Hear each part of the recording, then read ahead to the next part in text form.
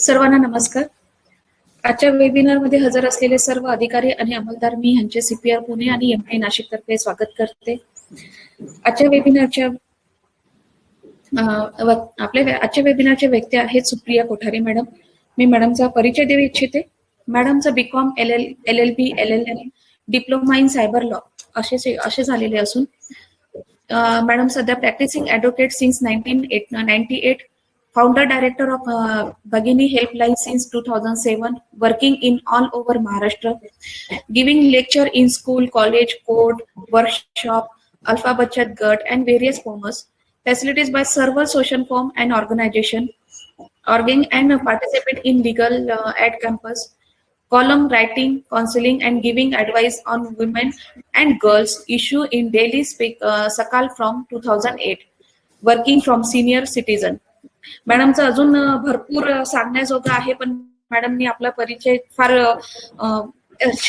कमी याच्यामध्ये दिलेला आहे आणि आपल्या मॅडम ह्या सगळ्यांना ऑलमोस्ट अधिकाऱ्यांच्या आणि अंमलदारांच्या परिचयाच्या पण सुद्धा आहेत. तर जास्त वेळ न घेता मी मॅडमला विनंती करते की त्यांनी आजचा वेबिनार सुरू करावे. धन्यवाद मॅडम. नमस्कार. आता मॅडमनी सांगितलंच आहे तर वेगळं काही सांगायला नको. बरेच अधिकारी माझ्या ओळखीचे आहेत. बऱ्याच वेळा बऱ्याच लोकांना अडचणी येतात. सो आपण आज कायदा काय आहे आणि कायद्यामध्ये पोलिसांची भूमिका काय असायला पाहिजे या बाबतीमध्ये थोडंसं बघणार आहोत. मला असं वाटतं टिपिकल सेक्शन वाईज बघण्यापेक्षा नेमकं प्रॅक्टिकली भूमिका कशी असायला हवी याच्या संदर्भात आपण बघणार आहोत. मला असं वाटतं की मी भगिनी हेल्पलाईनच्या माध्यमातून ऑल ओव्हर महाराष्ट्र काम करत असते. त्याच्यामुळे मला असं दिसतं की याच्यामध्ये काम करताना नेमक्या पोलिसांना येणाऱ्या अडचणी आणि लोकांना येणाऱ्या अडचणी याच्यामध्ये काय फरक आहे किंवा कसं त्या पद्धतीने आपण पुढे गेलं पाहिजे. तर विचार करताना मला असं वाटतं की याच्यामध्ये सगळ्यात महत्वाचं म्हणजे law is nothing but the common sense. आपण बऱ्याच वेळा काय होतं, खूपदा एखादी कंप्लेंट कोणी लेडीज असो जेंट्स असो कोणी पोलीस स्टेशनमध्ये घेऊन आलं तर आपण त्याच्याकडे खूप कायद्याच्या पठडीत बसवायला बघतो किंवा ती कशी इथे होणार नाही, कसं ज्युरिस्डिक्शन नाही आहे किंवा ते कुठल्या हद्दीत गेलं पाहिजे याच्यावर जे काही वाद वितंड आजपर्यंत पोलीस आणि वकिलांच्यात झालेले आहेत किंवा जे काही पक्षकारांना भोगावे लागले आहेत याच्यातनं सोपे मार्ग काढण्याचा प्रयत्न आपण करूयात. म्हणून मला असं पहिल्यांदा आधी वाटतं की सगळ्या पोलिसांनी कायदा हा इतका कॉमन सेन्स आहे आणि तो लाईक अ लेमॅन तो प्रत्येकाला वाचता आला पाहिजे. सो ते फोड करून जर आपण त्याचे वाचू शकलो तर आपल्याला बऱ्याच गोष्टी सोप्या होऊन जातील. आता आपण सगळ्यात महत्वाचं बघूयात. आता सगळ्यात महत्वाच्या वाढत्या केसेस म्हणजे डोमेस्टिक व्हायलन्स. आता सगळ्यांना असं झालंय की इतर क्राईम खूप कमी, पण डोमेस्टिक व्हायलन्सच्या केसेस संपूर्ण महाराष्ट्रामध्ये आपण म्हणू की ऑल ओव्हर वर्ल्ड खूप वाढलेले आहेत. अशा परिस्थितीत पोलीस स्टेशनवर येणारा लोड, कोर्ट कचेऱ्यांमध्ये येणारा लोड हा प्रचंड आहे फॅमिली मॅटर्सचा. याच्यामध्ये पोलिसांची भूमिका काय, म्हणजे अगदी आपण खालपासून वरपर्यंत जाऊयात की या डोमेस्टिक व्हायलन्समध्ये बऱ्याचदा काय होतं, जेव्हा बायका पोलीस स्टेशनला कंप्लेंट घेऊन जातात. आता हे कुठेतरी टीव्ही माध्यमात असं बघितलेलं असतं की डोमेस्टिक व्हायलन्स हा पोलीस स्टेशनमध्ये कंप्लेंट करायला पाहिजे वगैरे. तर अगदी बरोबर आहे, पोलीस स्टेशनमध्ये त्याची कंप्लेंट करताच येते. याच्यात सगळ्यात महत्वाची पोलिसांची भूमिका म्हणजे काय, तर जेव्हा कोणी एखादी बाई तुमच्या पोलीस स्टेशनमध्ये कंप्लेंट द्यायला येते डोमेस्टिक व्हायलन्सच्या अंडर, त्यावेळी डोमेस्टिक व्हायलन्सच्या अंडर तुम्ही त्यांना कोर्टात जा एवढं म्हणण्यापेक्षा तुम्हाला IPCच्या काही सेक्शन्स प्रमाणे गुन्हे दाखल करून घेता येतात. तुम्ही like a protection officer provider असे असता, जो कोर्ट आणि पक्षकार यांच्या मधला मीडिएटर म्हणून पोलीस अधिकाऱ्यांची ड्युटी असते. पोलीस अधिकारी म्हणा, पोलीस कॉन्स्टेबल म्हणा, ठाणे अंमलदार म्हणा, जो कोणी तिथे जागेवर असेल त्यांनी या दोघांच्या मधला mediator, police like a provider असं त्यांची ड्युटी असते. त्यांना काही वेळा डोमेस्टिक व्हायलन्समध्ये पोलीस अधिकाऱ्यांना मॅजिस्ट्रेट्सच्या ड्युटीज दिलेल्या आहेत. मग ते काय काय करू शकतात, तर ते जागेवर जाऊन बघू शकतात की नेमका काय प्रकार आहे, डोमेस्टिक व्हायलन्स झालाय म्हणजे काय झालाय. मग त्याच्यासाठी त्यांना प्रोटेक्शन ऑफिसरचा नंबर देऊ शकतात. याच्यासाठी पोलीस स्टेशनमध्ये सगळ्या एरियातल्या जवळपासच्या किंवा आपल्याला जे काही बालकल्याण महिला विकास मंडळ आहे त्याच्या ज्या काही अधिकारी आहेत त्यांचे सगळ्यांचे नंबर प्रोटेक्शन ऑफिसर म्हणून दिलेले आहेत. ते तिथे आपल्याकडे त्याची लिस्ट असायला हवी. ती लिस्ट असताना आपण मग त्या जी अग्रीव्ड वुमन आहे तिला त्यांच्या पर्यंत कसं पोहोचवू शकू किंवा आपण तिला काय मदत करू शकू, तर तिच्या बाबतीतले जे काही 323, 504, 506, 509 294B बऱ्याचदा काय होतं, झोपडपट्टी असेल किंवा पब्लिक प्लेसमध्ये नवरा बायकोची नोकरीच्या ठिकाणी भांडणं होतात किंवा झोपडपट्टीमध्ये भांडणं होतात. अशा वेळी पब्लिक प्लेसमध्ये ती भांडणं येतात. घरातनं बाहेर काढलं, बाहेर रस्त्यावर मारहाण झाली. मग अशा वेळी 294B सुद्धा लावता येतो. कारण बऱ्याचदा नवरा बायकोची भांडणं असतात, त्याच्यामुळे ऑफसीन काही शब्द उच्चारले जातात किंवा काही हातवारे केले जातात किंवा ऑब्जेक्शनेबल असे वाक्य एकमेकांना बोलली जातात. अशा वेळी हे सगळे सेक्शन्स लागतात. त्याच्याप्रमाणे IPC प्रमाणे पहिल्यांदा त्यांची कंप्लेंट नोंदवणं पोलीस स्टेशनमध्ये गरजेचं असतं. मग आता याच्यामध्ये काय होतं, बऱ्याचदा पोलीस अधिकारी काय करतात किंवा ठाणे अंमलदार किंवा कोणी जे असतील ते काय करतात की तुम्ही कोर्टात जा. अशा वेळी कोर्टात जा हे सांगणं बरोबर आहे, पण कोर्टामध्ये जा हे सांगण्यासाठी फक्त मेंटेनन्स किंवा चाइल्ड प्रोटेक्शन हे ज्या काही गोष्टी आहेत याचे रिलीफ आपल्याला कोर्टातनं मागता येतात. पण प्रायमा फेसी जो काही गुन्हा घडलाय त्याची तुम्हाला IPC प्रमाणे तक्रार घेता येते, FIR नोंदवता येते, कॉग्निझेबल नॉन कॉग्निझेबल म्हणून NC रिपोर्ट दाखल करता येतो. कारण की यातनं ना प्रायमा फेसी जो मिळणारा रिलीफ असतो पक्षकारांना तो खूप महत्वाचा असतो आणि काहीतरी अपेक्षेने ते आपल्याकडे येत असतात. सो त्यांना प्रत्येक वेळी तुम्ही कोर्टात जा, हे कोर्टातच मिटणार आहे हे सांगणं फायद्याचं नाही. ही झाली डोमेस्टिक व्हायलन्स मधली पोलिसांची भूमिका. दुसरं आपण बघूया 498. आता आपण बऱ्यापैकी सगळे आधी लेडीजच्या बाबतचे कायदे घेऊयात आणि त्याच्यामध्ये असणारी भूमिका बघूयात. 498 मध्ये काय होतं, जेव्हा बाई पूर्वी असं होतं की फक्त पैशासाठी किंवा हुंड्यासाठी छळ झाला तरच आपल्याला 498 दाखल, पण त्याच्यानंतर मग कालांतराने त्याच्यामध्ये अमेंडमेंट होत होत होत त्याच्यामध्ये असं झालं की कुठल्याही बाईचा, लग्नाच्या बायकोचा जर मानसिक किंवा शारीरिक छळ झाला कुठल्याही कारणाने, मग पैसे सोसायटीचं लोन भरायला सांगितलं आणि त्याचा हप्ता 10,000 रुपये घेऊन ये म्हटलं तर तोही 498 मध्ये बसतो. म्हणजे फक्त 10,000 रुपये मागितलेत, मला कर्ज आहे म्हणून मी पैसे भरायला सांगितलेत, मग ते 498 येणार नाही कारण हुंडा मागितला नाही. तर असं नाही होत. ही सुद्धा गोष्ट 498 मध्ये बसते. आता सगळ्यात महत्वाचं म्हणजे डावरी प्रोहिबिशन. आपल्याकडे डावरी प्रोहिबिशनला अजिबातच महत्व दिलं जात नाही असं मला वाटतं. कारण कुठलीही लोक ही लग्न झाल्यानंतर जेव्हा आम्ही कंप्लेंट ड्राफ्ट करतो किंवा आम्ही कोर्टात प्रायव्हेट कंप्लेंट करायला येतो त्यावेळी त्याच्यामध्ये असतं की आमच्याकडे हुंडा मागितला, आम्हाला एवढा हुंडा द्यावा लागला. आणि जनरली कुठल्याही आई वडिलांकडे हुंडा दिल्याचे कुठलेही प्रूफ नसतात. मग अशा वेळी कोर्टातनं असे पैसे मागणं किंवा त्यांना रिफंड होणं भयंकर अवघड असतं. मग डावरी प्रोहिबिशन सेक्शन 4 प्रमाणे आपल्याला याची लग्नाच्या आधी ज्यावेळी यांची बैठक होते, जेव्हा यांचं लग्न ठरतं त्यावेळी काही जी बोलणी होतात त्यावेळी जर एखाद्याला कंप्लेंट करायची असेल की आमच्याकडनं आमच्या ऐपतीच्या बाहेर हुंडा मागितला किंवा हुंडा मागितला, एन प्रकारेनं पैसे मागितले, डावरी म्हणून काही वस्तू मागितल्या, टीव्ही मागितलं, फ्रीज मागितला, सोनं मागितलं, ताटं मागितली चांदीची किंवा घरातले वस्तू गृहोपयोगी मागितल्या, हे सगळं डावरी प्रोहिबिशन मध्ये येतं. त्यावेळी बिफोर मॅरेज सुद्धा डावरी प्रोहिबिशन सेक्शन 4 प्रमाणे आपण त्या सगळ्या लोकांच्या विरोधात गुन्हा दाखल करू शकतो. आता कोणाकोणाच्या विरोधात दाखल करू शकतो, तर होणारा नवरा किंवा 498 असेल तर जो कोणी नवरा आहे त्याच्या आणि त्याच्या घरातले त्याचे नातेवाईक, रक्ताचे नातेवाईक असतील, एका छताखाली राहणारे नातेवाईक असतील, अशा सगळ्यांना हा गुन्हा दाखल करता येतो. आता सगळ्यात महत्वाचं म्हणजे बऱ्याच वेळा 498 किंवा डोमेस्टिक व्हायलन्स हा गुन्हा दाखल करताना कुठंच कायदा असं सांगत नाही की फिर्यादी स्वतः जी बाई आहे, जी अग्रीव्ड वुमन आहे ती असली पाहिजे. तिच्या वतीने तिच्या घरातले, तिच्या ओळखीतले एखादा NGO, प्रोटेक्शन ऑफिसर्स कोणीही ही कंप्लेंट दाखल करू शकतो. आता पुरुषाला जर एखादी कंप्लेंट दाखल करायची असेल तर पुरुषही दाखल करू शकतो, पण पुरुषाला स्वतःच्या कंप्लेंट स्वतःच दाखल कराव्या लागतात. एक्सेप्शन फक्त एक आहे, जर आर्म फोर्सेसमध्ये तो नोकरीला असेल आणि त्याला जर सुट्टी मिळत नसेल तर त्यावेळी त्याचे रक्ताचे नातेवाईक किंवा आणखीन त्याचे जवळचे ओळखीचे NGO अशातर्फे तो कंप्लेंट दाखल करू शकतो.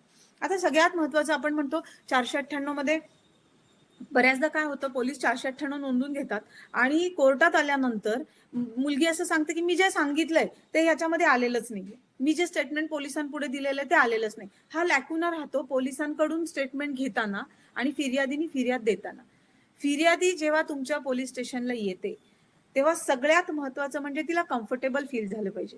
बऱ्याचदा काय होतं की आपल्याला जी पहिली ट्रीटमेंट पोलीस स्टेशनमध्ये मिळते की पहिल्यांदा तर डिमॉरलाइज होते ती की इथे दाखलच होत नाही, या ज्युरिस्डिक्शन मध्ये होतच नाही किंवा ही कंप्लेंटच बसत नाही, असं बऱ्याचदा होतं. कारण बऱ्याचदा लोक आमच्याकडे, मग आम्हाला लिहून द्यावी लागते कंप्लेंट आणि लिहून अर्ज द्या, मग तो महिला सुरक्षा विभागाला जातो, मग त्याच्यानंतर त्यांची ती कॉम्प्रोमाइजची बोलणी होतात वगैरे, हा नंतरचा पार्ट आला.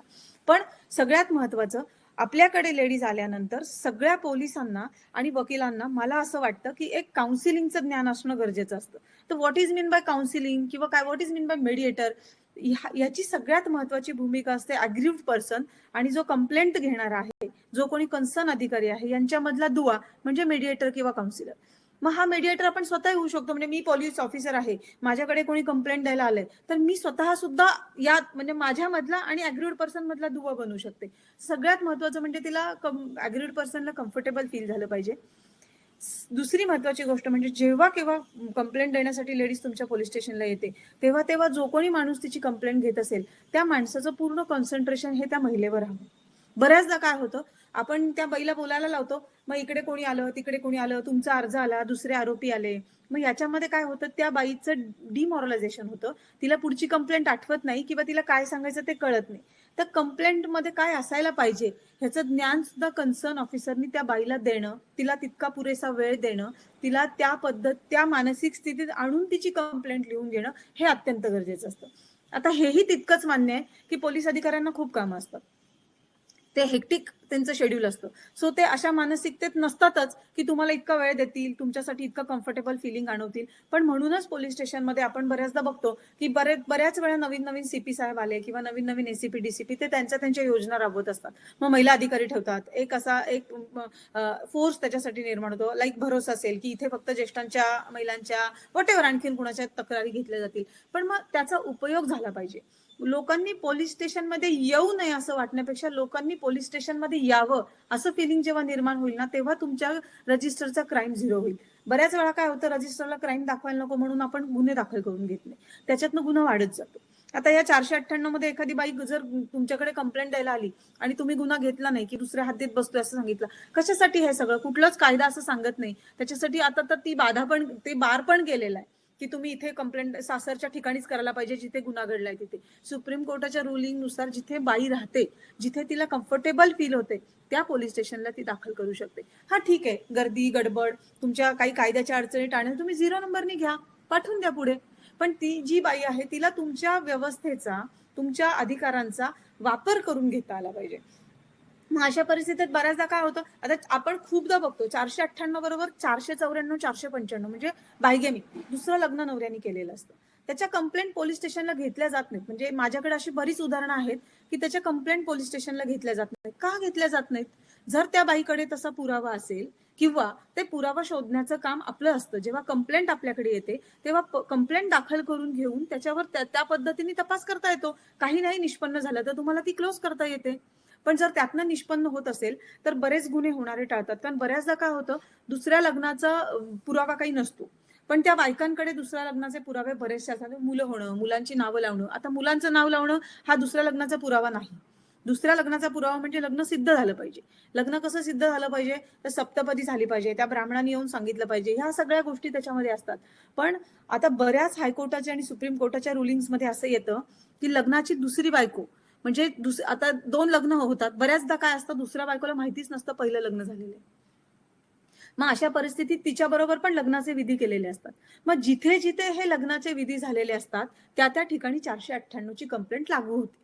जोपर्यंत हे पिक्चर मध्ये येत नाही की त्याचं पहिलं लग्न झालेलं आहे आणि त्यांनी घटस्फोट घेतलेला नाही कायदेशीररित्या, तोपर्यंत या गोष्टीला मान्यता तितकीच राहते दुसरी लग्नाची बायको असेल तरी. कारण तिथे 498 जरी असला आणि तो अट्रॅक्ट का होतो, तर तिथे लग्नाच्या ज्या काही विधी पद्धती, राईट्स अँड रिच्युअल्स असतात हिंदू धर्मशास्त्राप्रमाणे किंवा इतर ज्या काही धार्मिक ज्यांचे आहेत त्याच्याप्रमाणे ते लग्न होत असतात, त्याप्रमाणे त्या कंप्लेंट आपल्याकडे FIR दाखल करून घेतल्या पाहिजेत, कंप्लेंट दाखल करून घेतल्या पाहिजेत, त्याच्याकडे चौकशी झाली पाहिजे. आणि आपण दाखल करून घेतलं नाही तर ते ऑटोमॅटिकली मग प्रायव्हेट कंप्लेंट पोलीस कोर्टामध्ये जातात आणि कोर्टामध्ये दाखल करून घेतात. बऱ्याचदा गुन्ह्यात काय होतं, कॉग्निझेबल ऑफेन्सेस असेल तरी बऱ्याच पोलीस स्टेशनमध्ये गुन्हा दाखल करून घेण्यासाठी खूप यातायात करावी लागते. तर मला असं पर्सनली वाटतं की ह्या सगळ्या गोष्टी इतकं सगळ्यांना अवघडात टाकण्यासारखं किंवा अग्रीव्ड पर्सनला अवघडात टाकण्यासारखं आणि आपण इतकं कन्फ्युज होण्यासारखं काही नसतं. तो आहे तसा लॉ वाचला ना, त्याला थोडं फोडून वाचावं लागतं. तर सगळ्यांना होणाऱ्या गोष्टी खूप सोप्या आणि समजणाऱ्या गोष्टी सोप्या असतात. आता मग काय कॉग्निझेबल ऑफेन्स मध्ये बऱ्याचदा आपण कंप्लेंट दाखल करून घेत नाही. मग ते 156(3) प्रमाणे कोर्टात आपल्याला ऑर्डर आणावी लागते आणि मग आपण काय करतो, कोर्टाने ऑर्डर दिली की आपण तीच FIR नोंदवून घेतो. हे सगळं लेंदी प्रोसेस टाळण्यापेक्षा जिथे जिथे आपल्याला गुन्हा दाखल करून घेता येतो तिथे तिथे गुन्हा हा दाखल करता आलाच पाहिजे आणि तो झालाच पाहिजे.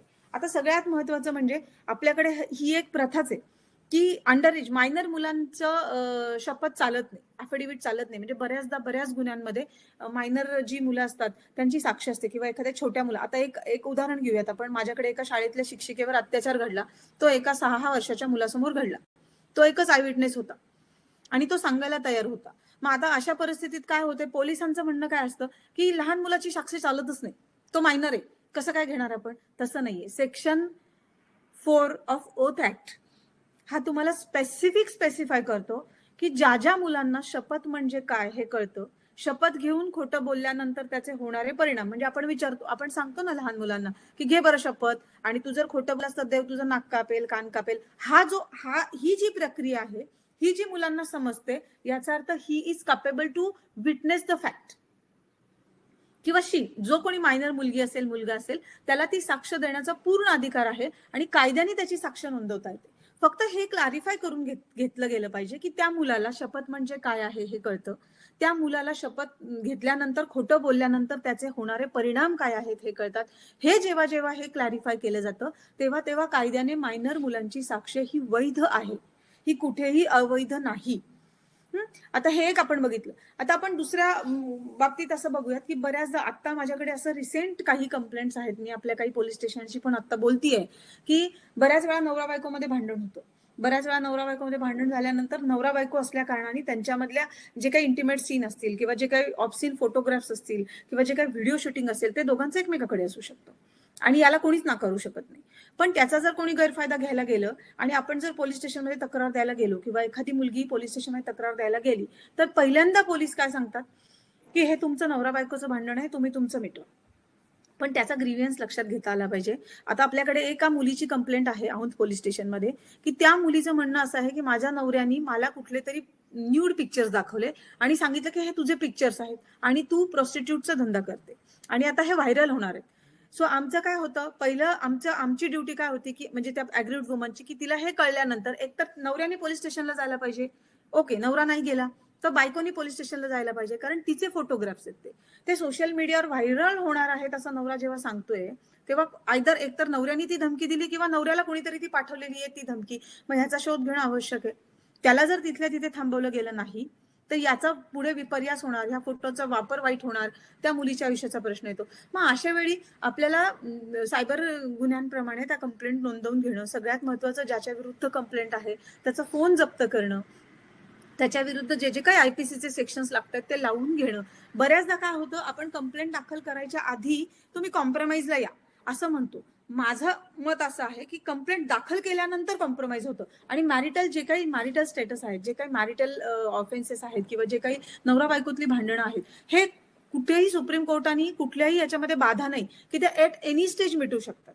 आता 498 सुद्धा चार्ज फ्रेमिंगच्या आधी जर तो झाला तर तो कॉम्पाउंडेबल आहे, पण आफ्टर चार्ज फ्रेमिंग तो कॉम्पाउंडेबल नाही, कारण मग कोर्टाच्या परमिशननी तो तुम्हाला कॉम्प्रोमाइज करून घ्यावा लागतो. पण एक्सेप्ट हे फॅमिली मॅटर आहे म्हणून याच्यामध्ये कॉम्प्रोमाइज केलं जातं. अदरवाईज बाकीच्या नॉन कॉम्पाउंडेबल मॅटर्समध्ये कॉम्प्रोमाइज होत नाही. पण आता मग त्याच्यासाठी मेडिएशन हा नवीन सेक्शन आलाय. बऱ्याच गुन्ह्यांमध्ये काय होतं, कोर्टामध्ये गुन्हे आल्यानंतर ते मॅटर मेडिएशनला पाठवलं जातं आणि मेडिएशनमध्ये मग त्या कोर्टांना अधिकार दिलेले आहेत की जरी नॉन कॉम्पाउंडेबल असतील तरी with the permission of the court सगळे गुन्हे कॉम्प्रोमाइजनुसार किंवा घडलेल्या तडजोडीनुसार ते मिटवता येतात. मग ह्या सगळ्या गोष्टी माहिती असणं गरजेचं असतं.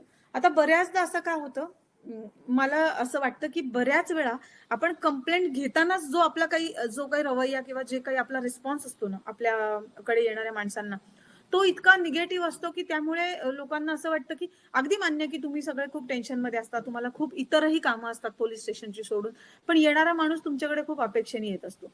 आता आपण एक उदाहरण घेऊयात. बऱ्याच वेळा असं चाइल्ड सेक्शुअल अब्यूज, खूपदा असं होतं की चाइल्ड सेक्शुअल अब्यूज मध्ये कसं पुढे गेलं पाहिजे, काय म्हणायला पाहिजे, कुठे कंप्लेंट द्यायला पाहिजे, कुणाला सांगायला, हे त्या अग्रीव्ड वुमनला किंवा अग्रीव्ड चाइल्डच्या आईला सुद्धा माहिती नसतं. आणि बऱ्याचदा पोलीस अधिकाऱ्यांनाही ते लक्षात येत नाही, कारण बऱ्याचदा सुप्रीम कोर्टाचे रोज बऱ्यापैकी वेगवेगळे सायटेशन साईट होत असतात, त्याच्यामध्ये वेगवेगळे डायरेक्शन्स दिलेले असतात, वेगवेगळ्या गोष्टी त्याच्यामध्ये होत असतात. तर आपल्याकडे आता आपण असं म्हणतो की जेव्हा आपल्या चाइल्ड अब्यूज जेव्हा केव्हा लक्षात येईल तेव्हा त्यांनी 24 तासाच्या आतमध्ये रिपोर्ट करायला पाहिजे, ती कंप्लेंट फाईल करायला पाहिजे, कन्सर्न अथॉरिटीला सांगायला पाहिजे. नाही सांगितलं तर त्या ज्यांना कुणाला माहिती आहे त्यांच्या विरुद्ध सुद्धा ऍक्शन घेतली जाते वगैरे वगैरे. या सगळ्या गोष्टी तर आपल्याला माहिती आहेतच. पण बऱ्याचदा काय होतं, कंप्लेंट कुठे दाखल, आता हे ना एक नॅचरल कॉन्डक्ट ह्या सगळ्या कंप्लेंट दाखल करून घेताना आपल्याकडे लक्षात आलं पाहिजे. अगदी 498 असू दे, 504, 507, 323, 509, 294B, 376 असू दे किंवा चाइल्ड सेक्शुअल अब्यूज असू दे, ह्या सगळ्या कंप्लेंट दाखल करून घेताना सगळ्यात महत्वाची भूमिका म्हणजे कायदा फोडून वाचणे. आपण त्या गोष्टीच्या भानगडीतच पडत नाही. कुठलाही अधिकारी मला आजपर्यंत असं म्हणजे ते सोडून देतात की नाही ठीक आहे, हे बसत नाही, तुम्ही बघा, नको नाही बघू देत. पण जेव्हा एखादा वकील सांगतो तेव्हा एक अभ्यासू प्रवृत्तीने त्याचं ऐकून घेणं हे फार महत्वाचं असतं, की तो गुन्हा कसा बसतो, कुठे बसतो, कुठल्या ज्युरिस्डिक्शन मध्ये, कुठल्या सेक्शन खाली बसेल. ह्या सगळ्या गोष्टींना खूप समाजाची मदत ही पोलिसांवर अवलंबून असते. कुठे भांडणं चालली, कुठे काय झालं, पोलीस जेव्हा बोलेल तो इम्पॅक्ट वेगळा असतो. आमच्यासारखा गेला तर आमच्यावर हल्ले होतात, तुम्हाला काय पडलंय म्हणून. सो पोलिसांनी या गोष्टींमध्ये इंटरव्हेन करणं गरजेचं असतं. त्यांना ते कायद्याने दिलेले अधिकार आहेत. आता आपण खूपदा काय होतं, बऱ्याच वेळा कंप्लेंट दाखल करताना एखादा चाइल्ड अब्यूज असेल. आता एक नवीन केस चर्चेत आहे सध्या, माझ्याशी काही अधिकारी बोलले याच्याबद्दल, म्हणून मला खरं हा उदाहरण घ्यावं असं वाटतं की फॉरेन कंट्रीजमध्ये झालेलं चाइल्ड अब्यूज आहे. दोघंही आई वडील इंडियन सिटीजन आहेत. मग अशा परिस्थितीत आई इंडियामध्ये आली आणि तिने कंप्लेंट फाईल केली, तर सगळ्यांचं म्हणजे 100 लोकांपैकी 70 लोकांचं म्हणणं असं आहे की इथे ती होणार नाही, कारण त्याचं ज्युरिस्डिक्शन फॉरेन कंट्रीजमध्ये जातं. माझं असं म्हणणं आहे की ही कंप्लेंट इथे दाखल होते. आपण जर CRPC 179 बघितला तर त्याच्यामध्ये स्पेसिफिक सांगितलेलं आहे की जिथे गुन्हा घडलं ते ठिकाण प्लस त्याचे कॉन्सिक्वेन्सेस जिथे कुठे उत्पन्न होत आहेत. म्हणजे आता ते चाइल्ड आहे, त्याला तिचे परिणाम ती जर इंडियात येऊन भोगते, आता त्याचे काय परिणाम आहेत? परिणाम म्हणजे काय? ती घाबरून उठणे, ती कुणाला अंगाला हात न लावू देणे, ती अंघोळ न घालू देणे, म्हणजे तिला ज्या प्रकारचा सेक्शुअल अब्यूज झालाय त्या प्रकारच्या रिएक्शन तिच्याकडनं येणे, रात्री डचकून उठणे, आरडाओरडा करणे, चिडचिड करणे, हे सगळे कॉन्सिक्वेन्सेस आहेत तिच्यावर झालेल्या चाइल्ड अब्यूजचे. ते जर इथे होत असतील इंडियामध्ये, तर इंडियामध्ये ती अग्रीव्ड चाइल्ड आणि तिची आई जिथे राहते त्या कन्सर्न पोलीस स्टेशनला तो चाइल्ड अब्यूजचा गुन्हा दाखल करून घेणं बंधनकारक आहे. आणि तो कायदाच सांगतोय.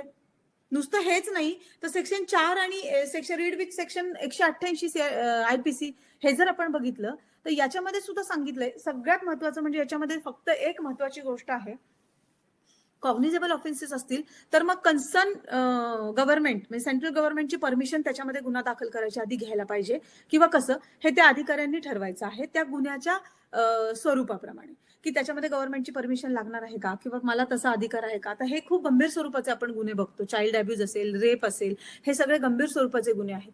मग अशा परिस्थितीमध्ये आपण फक्त ज्युरिस्डिक्शनची बाधा आणणं हे खूप चुकीचं होतं. आणि नॅचरल कॉन्डक्ट असा असतो. आपण 498 जर बघितला, एकच नियम वेगवेगळा होत नाही. IPC मध्ये, CRPC मध्ये तुम्ही कायदा जसा वाचाल तसाच तो लागतो. तो काही उगीच काहीतरी कोणीतरी सांगताय किंवा एक पांडा पडलाय तसा होत नाही. आपण जर बघितलं नॅचरली 498 दाखल करताना काय होतं, बाई आता पूर्वी सुप्रीम कोर्टच्या रुलिंग नुसार पूर्वी काय होतं, ज्या ठिकाणी गुन्हा घडलाय त्याच पोलीस स्टेशनला अधिकार होते कंप्लेंट दाखल करून घ्यायचे. आता काय झालंय, सुप्रीम कोर्टाच्या नियमांनुसार, बदलत्या कायद्यांमधल्या अमेंडमेंटनुसार ती बाई जिथे राहते किंवा तिचं माहेरचं जिथे ठिकाण आहे तिथे ती गुन्हा दाखल करून घेऊ शकते. नॅचरली मला जर माझ्या सासरी खूप मारहाण झाली, मी पहिल्यांदा जाणार कुठे, माझ्या माहेर.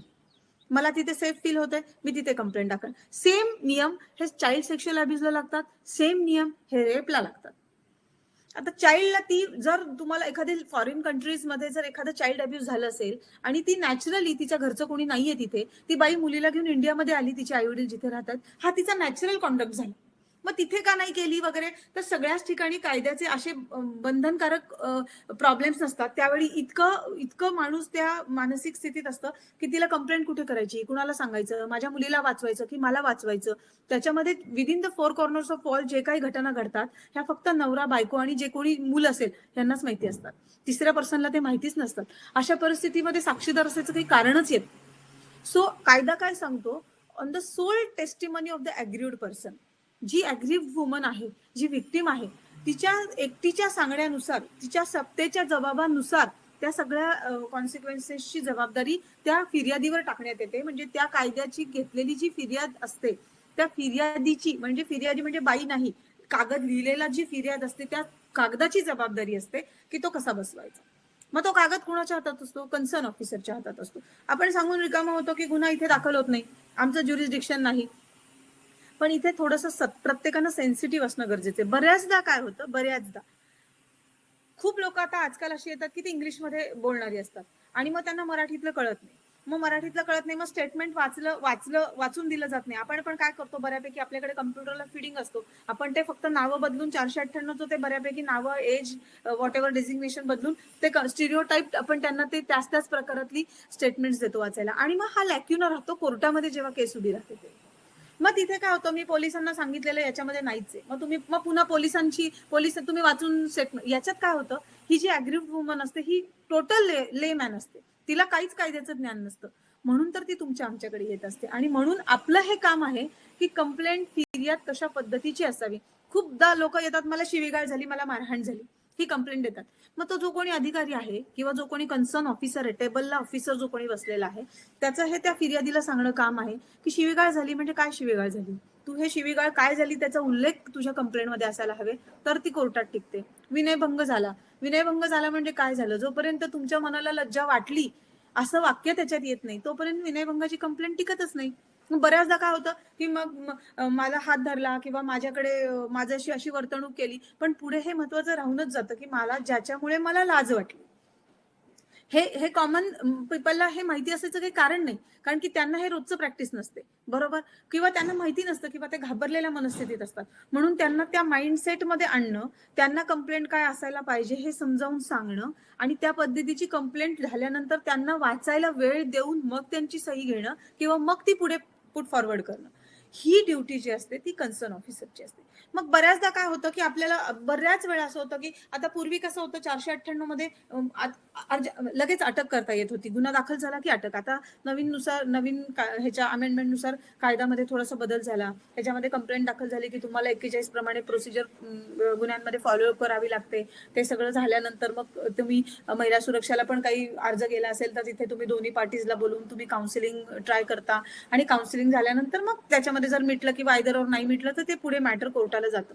अशा प्रकारची ती जी सगळी प्रोसिजर आहे ही सगळी फॉलो करावी लागते. आता हे कधी कधी कोर्टानं म्हणजे कुठे कुठे FIR नाही नोंदवता आली पाहिजे असं आहे, तर जिथे जिथे पोलीस अधिकाऱ्यांना वाटतं की हा गुन्हा इतका महत्वाचा नाहीये किंवा याच्यामध्ये काही पुरावे नाही आहेत किंवा याच्यामध्ये काही निघणार नाही आहे, अशा परिस्थितीत त्या संबंधित अधिकाऱ्याला 157 CRPC प्रमाणे गुन्हा न नोंदवण्याची मुभा दिलेली आहे. म्हणजे 157 CRPC असं सांगतो की ज्या अधिकाऱ्याला असं वाटतंय की FIR घेणं गरजेचं नाही, त्या तथ्यात कंप्लेंटमध्ये काही तथ्य नाही किंवा याच्यामध्ये काही पुरावा नाही आहे आपण अशा प्रकारची कंप्लेंट घेण्यासाठी, त्यावेळी फिर्याद नोंदवून नाही घेतली तरी चालते. पण मग कोर्टामध्ये गेल्यानंतर, म्हणजे तुम्ही नाही नोंदवून घेतली तर ऑब्व्हियसली पक्षकार कोर्टामध्ये जातात. मग कोर्टामध्ये संबंधित अधिकाऱ्याला स्पष्टीकरण देता आलं पाहिजे की मी का नाही फिर्याद नोंदवून घेतली.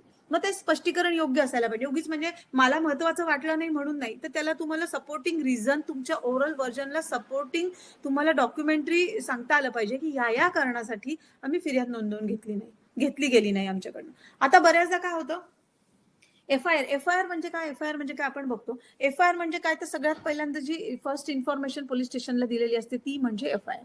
आता FIR कधी होऊ शकत नाही, तर म्हणजे कधी FIR नसते, तपासाला सुरुवात झाल्यानंतर जेव्हा एखादं स्टेटमेंट घेतलं जातं, म्हणजे एखाद्या गुन्ह्यामध्ये आधी ऑलरेडी तपासाला सुरुवात झाली आणि नंतर तुम्ही FIR नोंदवून घेता, ती FIR नाही. फर्स्ट इन्फॉर्मेशन रिपोर्ट तो होऊ शकत नाही. किंवा लगेच FIR सांगितल्याबद्दल मी तुमच्याकडे FIR द्यायला आले तर लगेच FIR नोंदवून न घेता तुम्ही विटनेसला त्याची चौकशी करता, तिथे कोण होतं, पंचाला बोलवता, या पद्धतीत ती FIR होऊ शकत नाही. किंवा गुन्हा झाल्यावर, एखाद्या गुन्हा घडल्यानंतर त्याच्यात डेव्हलपमेंट होत जातात आणि त्याच्यानंतर तुम्ही FIR घेता, ती FIR होत नाही. किंवा मॅजिस्ट्रेटकडे जेव्हा कंप्लेंट करतो आम्ही, प्रायव्हेट कंप्लेंट करतो, 498 खाली असेल, रेप खाली असेल, चाइल्ड अब्यूज खाली असेल किंवा व्हॉट कशाही खाली, कुठल्याही IPCचे सेक्शन खाली जेव्हा आम्ही मॅजिस्ट्रेटकडे कंप्लेंट करतो तेव्हा ती नंतर पोलीस स्टेशनला FIR होऊ शकत नाही. मग अशा परिस्थितीत आता आणखी सुप्रीम कोर्टाने काही वेगवेगळे रुलिंग्स आपल्याला दिले की FIRच्या आधी चौकशी करणं गरजेचं असतं. तर FIR दाखल करून घ्यायच्या आधी चौकशी करायला पाहिजे.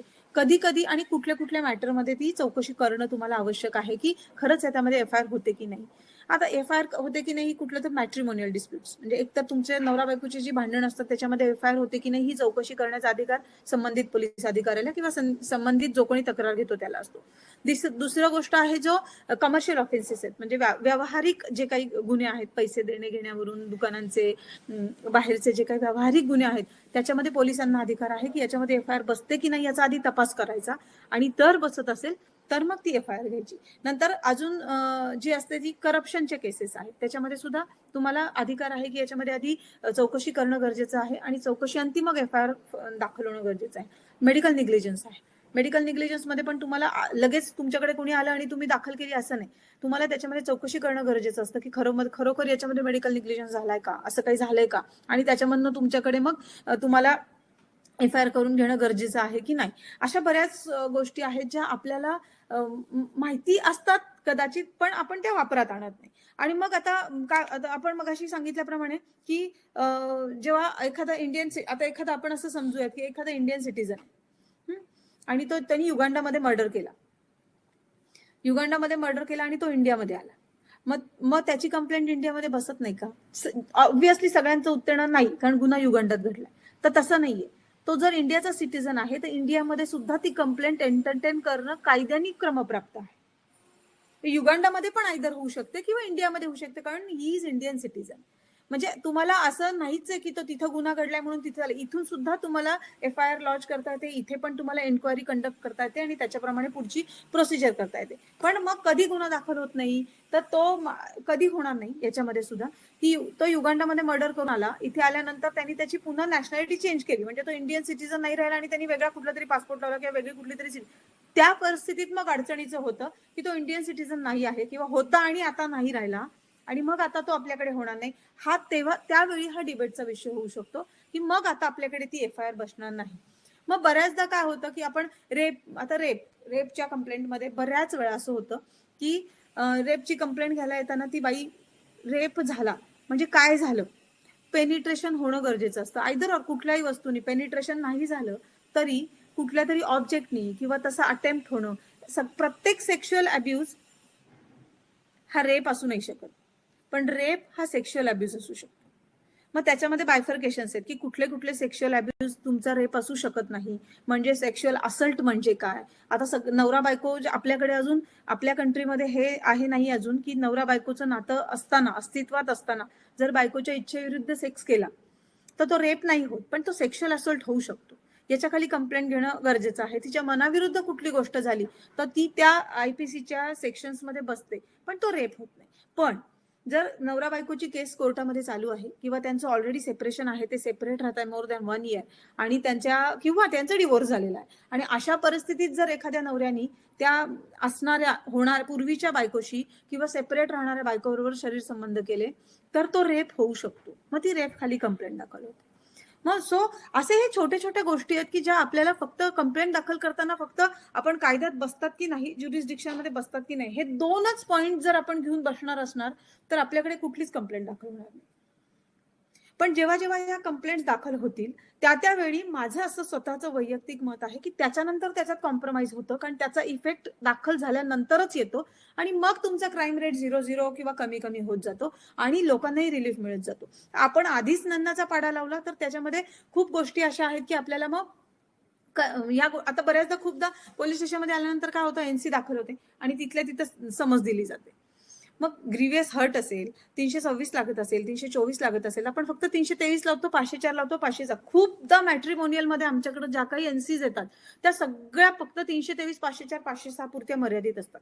त्याच्यामध्ये 509 लागत असतो, त्याच्यामध्ये 326 असतो बऱ्याचदा, 354 पण असतो बऱ्याचदा, कारण फॅमिलीमधले इतर मेंबर्स असतात. जेव्हा मारामारी होते, भांडणं होतात तेव्हा 354 घडत असतो. काही अशी वाक्य असतात, म्हणजे कायद्याने आता हे खूप वास्ट आहे खरं, आपल्याकडे तसा वेळ नाहीये, पण आपल्याकडे मला जितकं तुम्हाला सांगता येते की मला काय माझ्या अभ्यासानुसार किंवा प्रॅक्टिकली जेव्हा आपण कंप्लेंट दाखल करतो तेव्हा काय असायला पाहिजे. आता सगळ्यात महत्वाचं म्हणजे आपल्याकडे कंप्लेंट द्यायला आल्यानंतर आपण काय करतो, कंप्लेंट इथं बसत नाही. माझं प्रत्येक लोकांना, प्रत्येक कंप्लेंटला सांगणं असं असतं, की तुमचा कागद तिथे गेला पाहिजे आणि अधिकाऱ्यांनी त्याच्यावर लिहून द्या ना, की आमच्याकडे होणार नाही दाखल. पुढे अडचण येत नाही ना.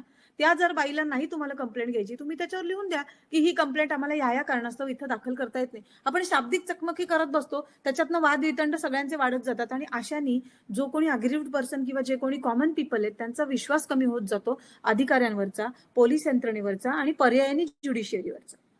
सो मला असं वाटतं, की कुठली कंप्लेंट आपल्याला घेता येत नाही असं नाही. माणसाचं पहिलं समाधान त्याला एंटरटेन करणं याच्यात असतं.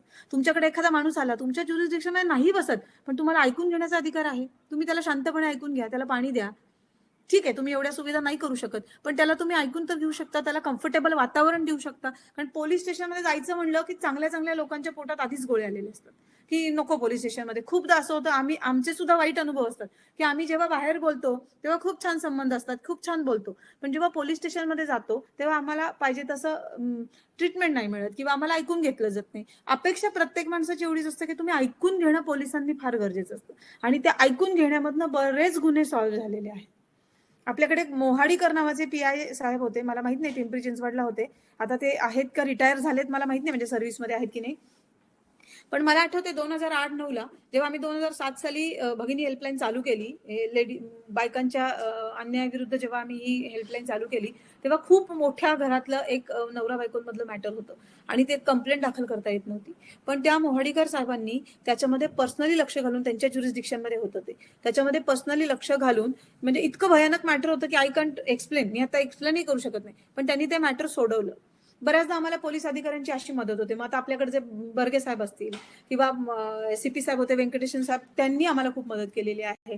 आपल्याकडे आता एसीपी श्रीधर जाधव आपल्या सेवेत आहेत सर्व्हिसमध्ये, ते पण बऱ्याचदा आम्हाला मदत करतात. मग काय होतं, आपल्याच खात्यातली काही लोकांचं मत असं एखादी कंप्लेंट दाखल करून घेण्यामागे असतं आणि काही लोकांचं नसतं. अशा परिस्थितीमध्ये मग कॉमन मॅनला प्रॉब्लेम येऊन जातो.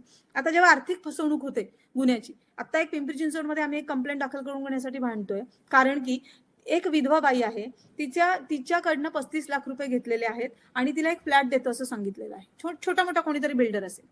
अशा परिस्थितीमध्ये तिला 2 लहान मुलं आहेत. ती कंप्लेंट द्यायला गेली, लेखी कंप्लेंट दिली. कंप्लेंट बसत नाही. तुम्ही कोर्टात जावा, कारण तुमचं हे जमिनीशी निगडीत आहे. कशी बसत नाही? कंप्लेंट 406, 420 खाली बसते ना. चीटिंग आहे, ब्रीच ऑफ ट्रस्ट आहे, ओळखीतला माणूस आहे, 35 लाख रुपये घेतलेत. कंप्लेंट बसत नाही असं अधिकारी म्हणतात. का नाही बसत? मग काय होतं, आणि प्रॉब्लेम असा असतो की प्रत्येक वेळी प्रत्येकाला कायद्याचं तितकंसं ज्ञान नाही. जितकं मी सांगते किंवा मला एखादी कंप्लेंट दाखल करायची, तर मी कशी सीपी साहेबांसमोर जाऊन, कुठेही जाऊन मी ती कायद्याने दाखल करू शकते. पण कॉमन पीपलला हे ज्ञान नसतं ना, की ती कंप्लेंट कशी दाखल करून घेता आली पाहिजे. सो मला असं वाटतं, आपलं काम टाळण्यापेक्षा किंवा आपण कंटाळण्यापेक्षा किंवा आपल्या हेक्टिक शेड्यूल आपल्या ह्याच्यावर आणण्यापेक्षा त्या कंप्लेंट तिथल्या तिथं दाखल करून घेणं फार गरजेचं असतं. त्यांनी प्रॉब्लेम सॉल्व्ह होतात, वाढत नाहीत. तुमच्या एक कंप्लेंट दाखल करून घेण्यात 2 मिनिटात बाहेर गुन्हा सॉल्व्ह होत असतो. बऱ्याचदा आपल्याकडे सायबर क्राईम, आता आपल्याकडे सायबर क्राईम आहे, आपल्याकडे गुन्हे दाखल करून घेतले जात नाहीत. आयपीसीचे सेक्शन अट्रॅक्ट होतात ना त्याला. तुम्ही आयपीसी खाली लावूच शकता ना. तुम्हाला सायबर गुन्ह्यांचा अवघड आहे ना, ठीक आहे, नका तुम्ही त्याच्याप्रमाणे प्रोसिजर करू, तुम्ही आयपीसी खाली दाखल करा. हॅकिंग होतं, तुमचे मॉर्फ केले जातात फोटोग्राफ्स. कितीतरी पोलीस अधिकाऱ्यांच्या मुली आहेत आत्ता माझ्याकडे, ज्यांच्या घरी सुद्धा माहिती नाही की त्यांना काय प्रॉब्लेम्स होतात. ते प्रॉब्लेम्स आम्ही बाहेरच्या बाहेर सोडवतोय. त्यांचे फेसबुक अकाउंट हॅक झालेत. कोणी घरचे अलाउड करत नाहीत म्हणून त्यांच्या मैत्रिणीच्या फेसबुकवर ओपन केलेले आहेत, खोट्या नावाने ओपन केलेले आहेत. मग अशा परिस्थितीमध्ये तुमच्याच मुलींना जर सेफ वाटत नसेल आणि त्या आमच्यासारख्यांकडे येऊन आम्ही बाहेरच्या बाहेर कंप्लेंट सोडवणार असेल, की का तर घरी कळलं तर आमचं कॉलेज बंद होईल किंवा आम्हाला मोबाईल वापरू दिला जाणार नाही किंवा आमची लग्न लावून दिली जातील. म्हणजे तुमच्याच घरातली माणसं अशी खूप अधिकारी आहेत, म्हणजे माझ्या डोळ्यापुढे येतात आता, की ज्यांची मुलं माझ्याकडे आता कंप्लेंट म्हणून आहेत. मग अशा परिस्थितीत तुम्ही प्रत्येक येणारी मुलगी ही तुमची का नसू शकेल, तुमच्याकडे कंप्लेंट देणारी? हा जेव्हा विचार करताना, तेव्हा प्रत्येक कंप्लेंट फाईल करताना तुम्हाला मार्ग सापडत जाईल. आता कितीतरी चांगले अधिकारी आहेत वरच्या दर्जाचे, ज्यांच्या मुलांच्या कंप्लेंट आम्ही बाहेर सोडवतोय, की त्यांना फेसबुकवरनं माफ केलंय, त्यांच्या बाबतीत वेगवेगळ्या अफवा पसरवल्या, त्यांचे फोटो माफ करून न्यूड फोटो टाकलेत साईटवर, त्यांच्या नावाखाली पॉर्न साईट लिहून ऍडव्हर्टाईज केलेले आहेत. मग ते फोटो त्यांचे असतील नसतील हे शोध घेण्याचं काम कोणाचं आहे? हे पोलिसांचं काम आहे ना. हे कोणीच नाही करू शकणार दुसरं, कारण की पुन्हा दुसऱ्या माणसांनी शोध घ्यायचा म्हणजे टॅम्परिंग ऑफ एव्हिडन्स आहे. मग ज्याचं काम त्यांनी करायला हवं. अशा परिस्थितीत उपयोगच होत नाही. मला चांगलं आठवतंय 2009-10 साली मी खूपदा हे उदाहरण देते, पण मला हे प्रत्येक वेळी द्यावंसं वाटतं, कारण त्या उदाहरणामुळेच आम्ही इतकं इन्व्हॉल्व झाले याच्यामध्ये. 2009 ते 10 साली साधारण एक स्टॅम्प वेंडरची मुलगी होती आणि तिच्यावर तिची फसवणूक झालेली होती. तेव्हा मला वाटतं नांगरे पाटील साहेब ह्याचे सांगलीचे तुमचे एसपी होते आणि आम्ही त्यांच्याकडे असंच आमच्या संघटनांतर्फे वंदे मातरम संघटना आहे, माझी भगिनी हेल्पलाईन आहे, म्हणून आम्ही कंप्लेंट दाखल करून घेण्यासाठी जात होतो. नांगरे पाटील साहेबांची बदली झाली आणि कृष्णप्रकाश साहेब तिथे आले. पण पोलीस भरती चालू असल्यामुळे त्या मुलीला 18 वर्षाची मुलगी होती, नर्सिंगचं ऍडमिशन घ्यायला गेली होती सांगली कॉलेजला. तिथे एका माणसाने तिला कोल्ड्रिंक पाजलं आणि ही सत्य घटना आहे. कोल्ड्रिंक पाजल्यानंतर तिच्यावर रेप झाला. रेप झाल्यानंतर दुसऱ्या दिवशी तिला कळलं की तिला पेइंग गेस्ट म्हणून राहायला देतो जागा, असं कुठेतरी सांगितलं. ती राहिली कारण ऍडमिशन घ्यायचं होतं आणि तो तिथला डॉक्टर होता त्या सांगली नर्सिंग होम मधला आणि त्यानं तिच्यावर रेप केला होता. दुसऱ्या दिवशी मग आई वडील आले, कंप्लेंट दाखल होऊ नये म्हणून त्यानं लग्न केलं. लग्न केल्या दिवशी आळंदीला लग्न केलं. लग्न केल्या दिवशी तो त्या मुलीला आई वडिलांकडे सोडला आणि म्हटलं की मला माझ्या घरी अकलूजला सांगा, अकोल्याला का अकलूजचा कुठला सांगण्याला होता, मला घरी सांगायला जायला लागेल. तो जे मुलगा गेला तो गेला. त्यानंतर त्या मुलीने पत्ता काढत काढत ती 6 महिने आला नाही म्हणून त्याला शोधायला गेली. ती त्याच्या घरी गेल्यानंतर त्यांनी तिला घरात घेतलं नाही, ओळखायला पण नकार दिला. म्हणून ती संबंधित पोलीस स्टेशनला गेली. पोलीस स्टेशनला गेल्यावर पोलिसांनी सांगितलं तुमचा घरगुती मॅटर मिटून घ्या. रात्रीचे 11 वाजलेले होते. त्या मुलीकडे माझा फोन नंबर होता. तिने मला फोन केल्यानंतर मी संबंधित पोलीस स्टेशनला फोन केला आणि सांगितलं की आता तिने मला सांगितलंय बिंग एनजीओ उद्या काही घडलं तर मी तुमच्या विरुद्ध कंप्लेंट दाखल करीन. कारण त्या मुलीला एक तर तुम्ही रेल्वे ट्रेनमध्ये बसमध्ये काय जे अवेलेबल व्हेकल्स किंवा पोलीस व्हॅनमध्ये पाठवून द्या घरी तिच्या, आणि तिची कंप्लेंट तुम्ही घेणं गरजेचं ना. मॅट्रिमोनियल डिस्प्यूट आहे म्हणून तुम्हाला ज्युरिस्डिक्शन नाही किंवा तुम्ही ते टाळणार, हे खूप चुकीचं आहे. त्यातनं गुन्हे वाढत जातात. आणि मग ती मुलगी शेवटी काय झालं की हे सगळे नांगरे पाटील साहेब, कृष्णप्रकाश साहेब आम्हाला खूप मदत करत होते. पण हे तुम्हालाही माहिती असतं की प्रत्येक वेळी वरच्या अधिकाऱ्यापर्यंत पोहोचणं सोपं नसतं. पोलीस भरती चालू असल्या कारणाने ती मुलगी रोज सकाळी 7 ते संध्याकाळी 7 वाजेपर्यंत सांगलीच्या पोलीस स्टेशनमध्ये जाऊन बसायची आणि तिथले लोक तिचं काउन्सिलिंग करायचे की कसं तू कंप्लेंट करू नको, कसं तुझं आयुष्य बर्बाद होईल. आणि ती मुलगी वेडी झाली हो. 19व्या आणि 18व्या वर्षी त्या मुलीच्या एमसीची पॅड तिची आई बदलत होती. भाऊ घर सोडून गेला. बाप साधा स्टॅम्प वेंडर होता. म्हणजे आयुष्यभर आम्ही माफ करू शकणार नाही. आम्ही नंतर मदत करायला गेल्यानंतर ते लोक आम्हाला कोपऱ्यापासून हात जोडायचे की केली एवढी मदत खूप झाली, आता आमचं सगळं वाटोळ झालं, तुम्ही आम्हाला मदत करू नका. याच्यापेक्षा वाईट फिलिंग नाही. या मुलीच्या जागी आपल्या अधिकाऱ्यांच्या पैकी, माझ्यापैकी कोणाच्याही घरातला मेंबर कोणी असू शकतो.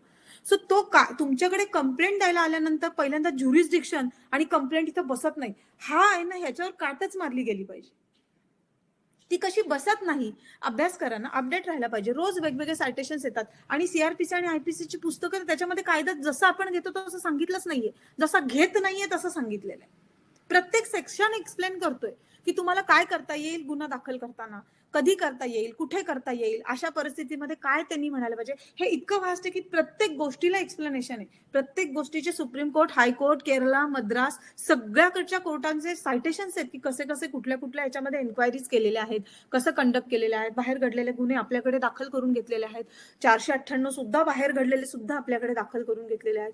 सो अशा परिस्थितीमध्ये काय होतं, म्हणून पोलिसांची भूमिका ही अत्यंत महत्वाची असते. आपण फक्त मर्डर ट्रायलमध्ये महत्वाचे किंवा रेप ट्रायलमध्ये महत्वाचे नसून आपण इतके मोनोटोनस झालेलो असतो की बऱ्याचदा असं होतं कंप्लेंट घ्यायला आलेल्या माणसांना आपण प्रत्येक वेळेला साक्षीदार कोण होता. म्हणजे प्रभात डेक्कन पोलीस स्टेशनला रेपची कंप्लेंट द्यायला गेलेल्या माणसाला तुमचा अधिकारी जेव्हा विचारू शकतो की सांगा ह्याच्या साक्षीदार कोण होता. आता कुणी रेप करायला घेऊन जाताना साक्षीदार घेऊन जाईल का? हे छोट्या छोट्या गोष्टी असतात. ठीक आहे, तुम्ही हेक्टिक असतात, तुमच्या कंप्लेंट मोनोटोनस असतात, त्याचा परिणाम हा तुमच्याकडे येणाऱ्या अग्रीव्ड पर्सनच्या आयुष्यावर होत असतो.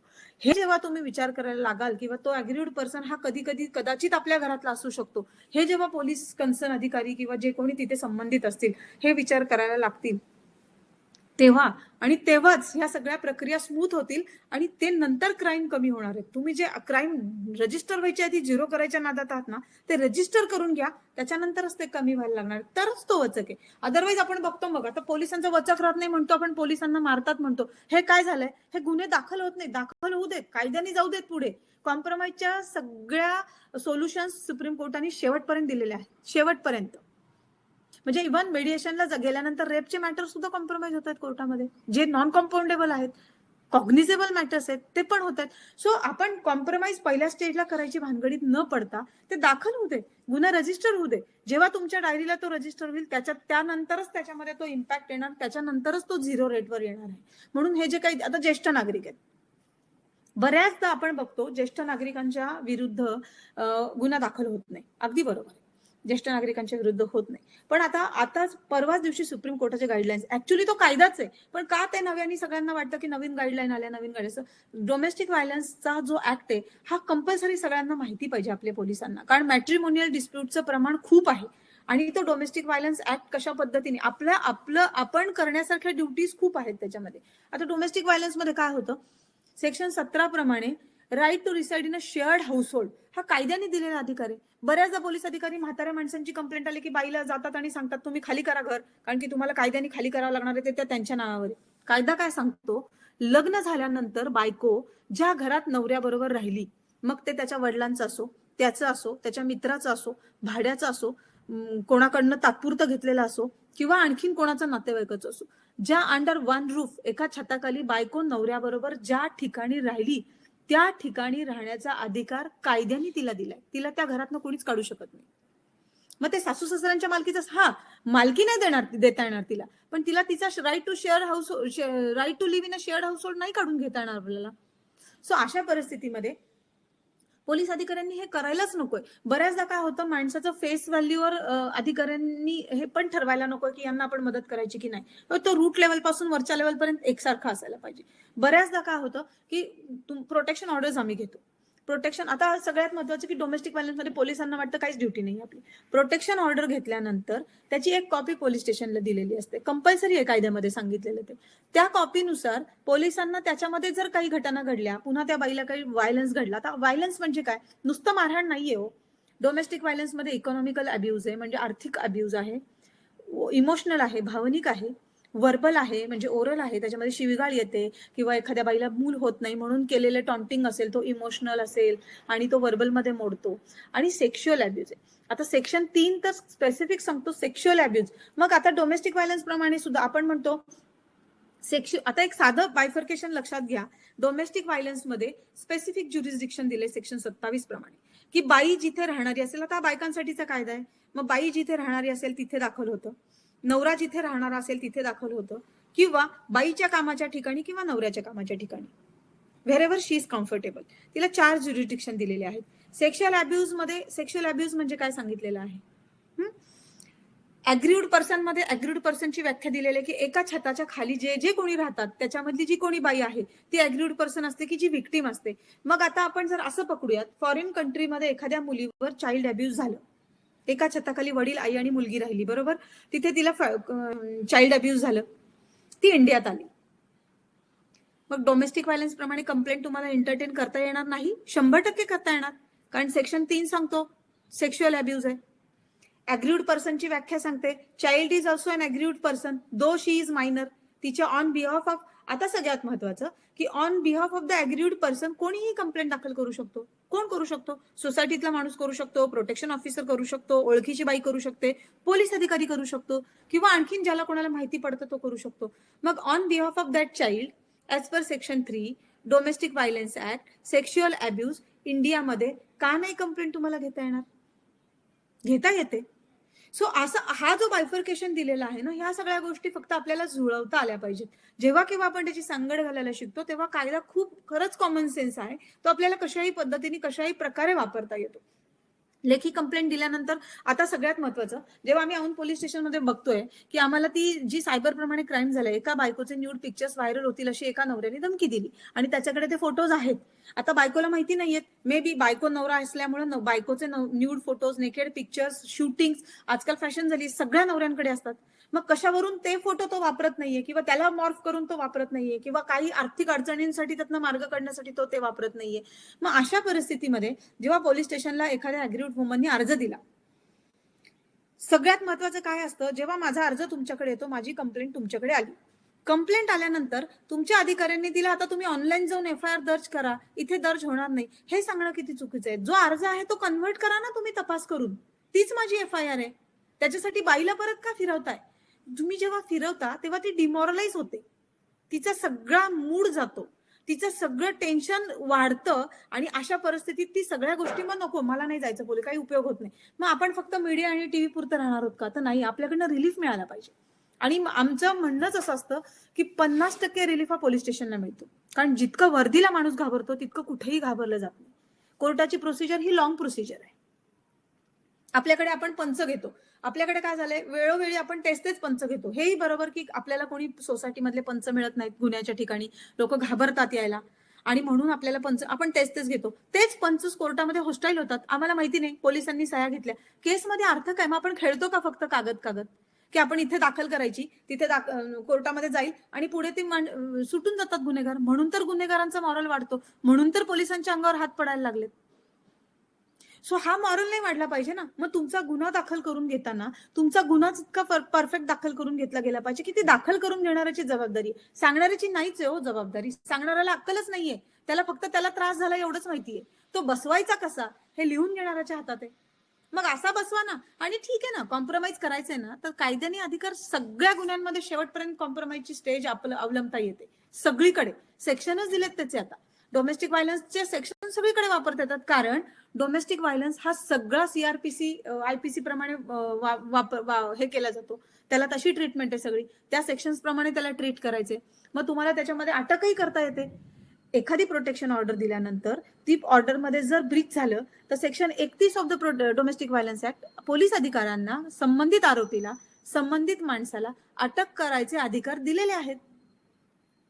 पण हे आपण वापरत नाही. डोमेस्टिक व्हायलन्स घरगुती, फॅमिली कोर्टात जावा, शिवाजीनगर कोर्टात जावा.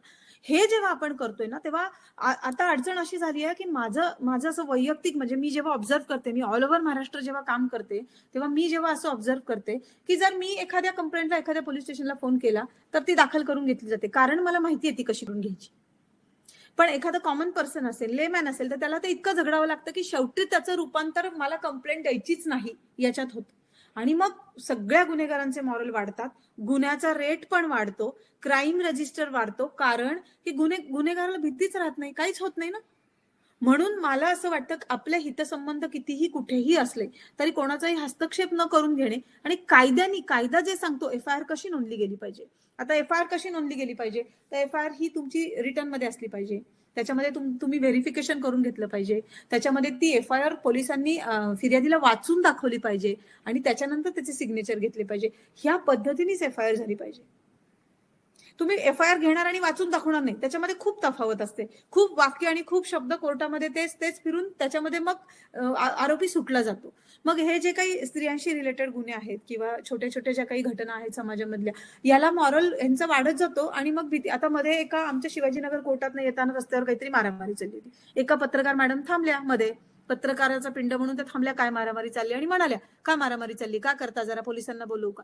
तर त्या बाईंना मारलं तिथल्या माणसांनी, त्यांचा फेस डॅमेज केला. हेच जर एखाद्या पोलिसांनी विचारलं तर ते त्याला होत नाही, कारण त्याच्याकडे अधिकार असतात, अंगावर वर्दी असते. म्हणून आम्ही प्रत्येक बारीक सारीक गोष्टींमध्ये पोलिसांकडे जा, पोलिसांकडे तक्रार नोंदवा.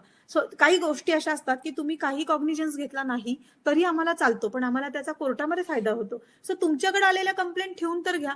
मध्ये आता सगळ्यात महत्वाचं सांगते तुम्हाला, आपण working harassment of the women at there working place बघतो. हा कायदा खूप प्रचलित झाला, तो खूप वाढला, त्याचा खूप बोलबाला झाला. पण आपल्याकडचे पोलीस कंप्लेंट दाखल करून घ्यायला 1 वर्ष लावतात. शिक्रापूर सारख्या ठिकाणी एका कंपनीमध्ये एका 18 वर्षाच्या मुलीवर सेक्शुअल अब्यूज झालं. कंप्लेंट दाखल तिने पोलीस स्टेशनला दिल्यानंतर सुद्धा तिची 1 वर्ष दखल घेतली गेली नाही. रादर तिच्यावर डिपार्टमेंटल इन्क्वायरी बसवली कंपनीमध्ये आणि तिला प्रेशराईज केलं गेलं. जेव्हा आमची एंट्री त्याच्यात झाली तेव्हा 1 वर्षांनी कंप्लेंट दाखल झाली आणि मग कंपनी पळायला लागली की कॉम्प्रोमाइज करा, कॉम्प्रोमाइज. हेच जर 1 वर्षापूर्वी केलं असतं तर त्या सर्वसामान्य घरातल्या मुलीला न्याय मिळाला असता. पण आपण जेव्हा हे करत नाही, म्हणजे कदाचित काही अधिकाऱ्यांना राग येईल मी असं बोलते, पण माझं बोलणं तुम्हाला दोष देणं नाही, तर सोल्युशन कडे कसं जाऊ शकू आपण याच्यावर आहे. म्हणून मला असं वाटतं की तुमच्याकडे येणारी प्रत्येक कंप्लेंट ही तितक्याच संवेदनशीलतेने, तितक्याच आत्मीयतेने आणि समोरच्या माणसाला रिस्पेक्ट देऊन ती लिहून घेतली गेली पाहिजे. किंवा त्यांनी आणलेला अर्ज तुम्ही ठेवून पोहोच द्या ना तुम्ही. त्यानंतर आम्ही करतो काय करायचं ते. तुम्ही कुठल्याही ज्युरिस्डिक्शनची बाधा येत नाही. कुठला कायदा सांगतो की तुम्हाला इथे कंप्लेंट नोंदवून घेताना 0 नंबरनी तुम्ही पाठवू शकता. खूप कॉग्निजेबल असेल, नॉन कॉग्निजेबल असेल तर तुम्ही तशी नोंदवून घ्या. तुम्ही समोरच्याला रिलीफ द्या. अशाने काय होतं, पोलिसांचा विश्वासही वाढेल आणि समाजामध्ये वचक निर्माण होऊन गुन्हेगारीचा रेट 100% कमी होतो. 100% कमी होतो. प्रत्येक वेळी एक कंप्लेंट असेल ती दाखल होत नाही, पण ओळखीच्या माणसांनी ओळखीच्या अधिकाऱ्याकडून गेले की तीच कंप्लेंट दाखल होते. मग सर्वसामान्य माणसाच्या मनात काय निर्माण होतं की अरे आम्हाला नाही कोणी एंटरटेन केलं, मग ओळख असेल तर पोलीस स्टेशनमध्ये चला. असं नकोय. मला असं वाटतं कुठल्याही येणाऱ्या माणसाला तुमच्या पोलीस स्टेशनमध्ये तितकाच सन्मान मिळाला पाहिजे की जेणेकरून माणसाला पोलीस स्टेशनमध्ये आलंच पाहिजे असं वाटलं पाहिजे. बऱ्याचदा तुमच्या पोलीस स्टेशनमध्ये काय होतं, तुम्ही नवीन नवीन योजनानुसार काही महिला अपॉइंट केल्या जातात की बायकांबद्दलचे गुन्हे महिलाच नोंदवून घेतील वगैरे. काही ठिकाणी आम्हाला खूप छान ट्रीटमेंट मिळते लोकांना, पण काही ठिकाणी आता हे बायफर्केशन करायची गरज नाहीये खरं म्हणजे माझ्या दृष्टीने, कारण जेंट्सही तितके संवेदनशील आहेत. काही वेळा महिलांपेक्षा जेंट्सकडून खूप चांगला रिस्पॉन्स मिळतो, खूप चांगल्या पद्धतीने काउन्सिलिंग केलं जातं, खूप चांगल्या पद्धतीने मानसिक आधार दिला जातो. एखादी कंप्लेंट दाखल करून घेता येत नाहीये कायद्याने, बरोबर, तुम्हाला नाही दाखल करून घेतात, पण तुम्ही त्यांना मानसिक आधार देतात, तो मॉरल सपोर्ट देतो. हा कुठला कायदा सांगतो की तुम्ही देऊ नका? तुम्हाला शांतपणे सांगता येतं, तुम्ही त्यांना दुर्लक्षित करता. आता काउन्सिलिंग म्हणजे काय याची पण एक व्याख्या. काउन्सिलिंग म्हणजे काय की तुम्ही मेडिएटरची भूमिका काय असते की समोरच्या माणसाच्या डोळ्यात डोळे घालून बघणे. It's a process of give and take.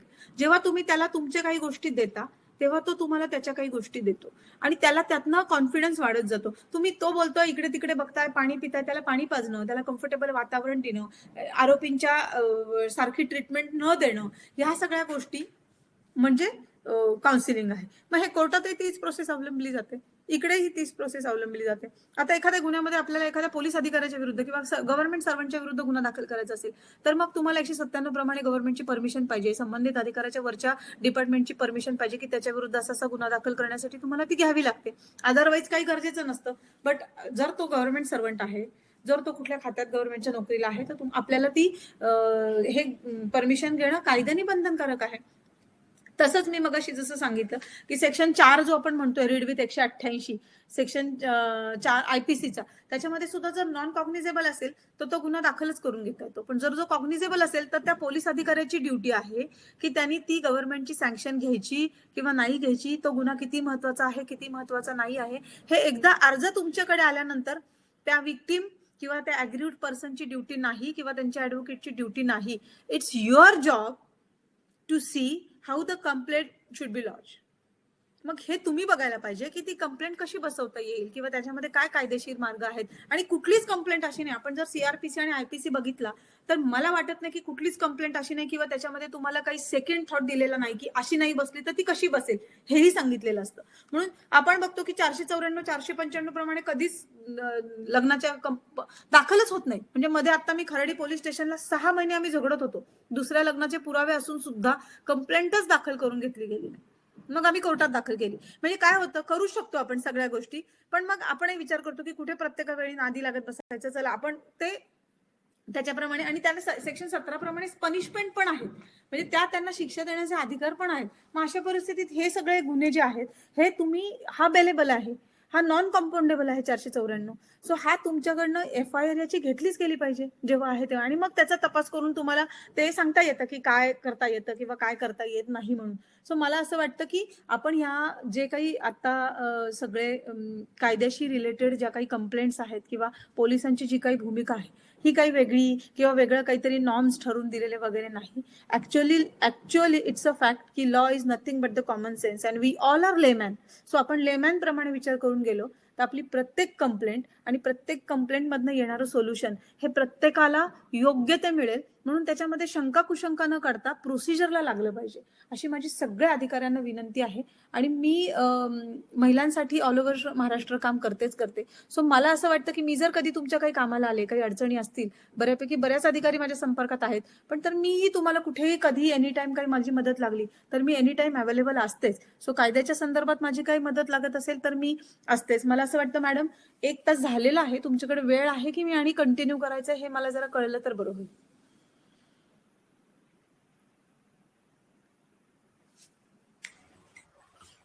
Madam सुरू होतो काय वेळ. अच्छा, ठीक आहे. मग आता तुम्हाला काही शंका आहेत का किंवा कुठल्या आपण कायद्यांवर बोलायला पाहिजे किंवा काय करायला पाहिजे असं तुमच्या काही शंका असतील तर तुम्ही मला सांगा ना, म्हणजे मलाही त्या पद्धतीने पुढे जाता येईल. ठीक आहे.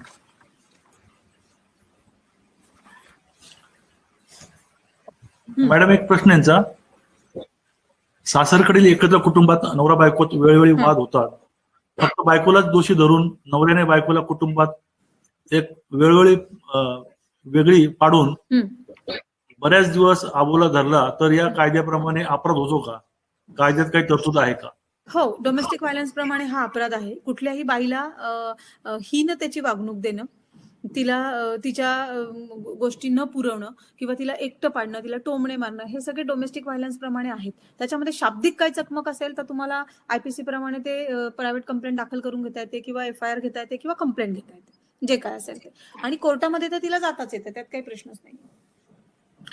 आणि प्रत्येक वेळी नवरा किंवा नवऱ्याकडील लोक दोषी आहेतच असा पूर्वग्रह दूषित दृष्टिकोन ठेवून तपासास सुरुवात करावी का साधक बाधक दृष्टिकोन ठेवावा? नाही, साधक बाधक म्हणून तर ती जी प्रोसिजर दिली सुप्रीम कोर्टाने सांगितलंय ना की हे फॅमिली मॅट्रिमोनियल जे डिस्प्यूट्स आहेत त्याच्यामध्ये तुम्ही गुन्हा दाखल करायच्या आधी चौकशी करणंच गरजेचं आहे. बऱ्याचदा आपण बघतो आता ह्या 376च्या कंप्लेंट आहेत बघा, ह्या खोट्याच असतात. आपल्याला माहित असतं मॅच्युरिटी असते, त्या होतच नाहीत दाखल, पण आपण त्या करून घेतो दाखल आणि मग कोर्ट त्याच्यामध्ये सोडतं किंवा ऍक्विटल होतं. ज्या होत नाहीत त्या करून घेण्यात गरज नाही. जेव्हा मॅच्युअर्ड आहे, तुम्ही लिव्ह इन रिलेशनशिप मध्ये राहता. आता लिव्ह इन रिलेशनशिप मध्ये गुन्हा दाखल होतो का? तर लिव्ह इन रिलेशनशिप मध्ये सगळे IPCचे सेक्शन्स लागतात. फक्त तिला बायकोचं स्टेटस नाहीये, पण ती बायको म्हणून समाजात वागते. 498 नाही दाखल होणार. पण मग अशा परिस्थितीमध्ये आपण बऱ्याचदा दुसऱ्या बायकोचं पण म्हणजे लिव्ह इन मध्ये राहणाऱ्या बायकांचे सुद्धा 498 दाखल आहेत. मग ते कोर्टातनं स्क्वॅश करून घेतात 482 प्रमाणे. सो तुम्हाला प्रत्येक वेळी आरोपी धरून गुन्हा नाही करायची गरज, तर खरोखर चौकशी करणं आणि आपल्याला बऱ्याच वेळा इतका वर्ष येतो की गुन्हा खरा आहे की खोटा आहे, त्याच्याप्रमाणे पुढे गेलेलं उत्तम असतं. म्हणून मी मगाशी सांगितलं की त्याप्रमाणे तुम्हाला फिर्याद दाखल न करून घेण्याचे पण अधिकार आहेत 157 प्रमाणे. तर तुम्हाला एक्सप्लेनेशन देता आलं पाहिजे. सो ते त्या फिर्यादीच्या वेळी आता आपण जे बघतो ना की आता उदाहरण घेऊ, अर्णव नाईक मध्ये जे आहे त्या अधिकाऱ्यांनी स्पष्टीकरण नाही दिलेलं म्हणून त्यांच्यावर कारवाई होणार.